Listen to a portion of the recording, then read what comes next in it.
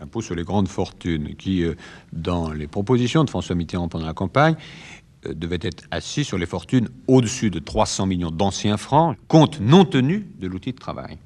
Cet impôt sur les grandes fortunes, je pense qu'il serait extrêmement difficile de le calculer et de l'établir pour le mois de juillet prochain. Parce que c'est quelque chose qu'on ne peut pas faire comme ça à la va-vite.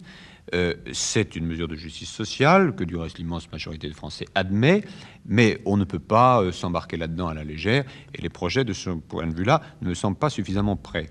En revanche, ce qui a été dit hier en Conseil des ministres, c'est qu'il faudrait trouver des recettes dans plusieurs directions.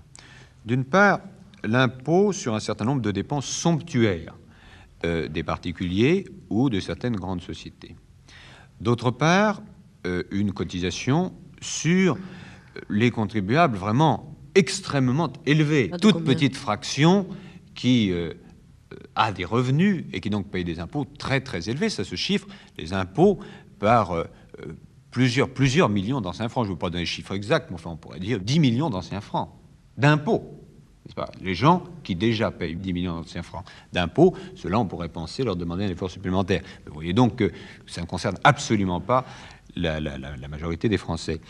Et puis, je pense qu'il serait raisonnable que les banques et les institutions financières et les sociétés pétrolières, celles qui ont fait des profits exceptionnels, puissent fournir une contribution.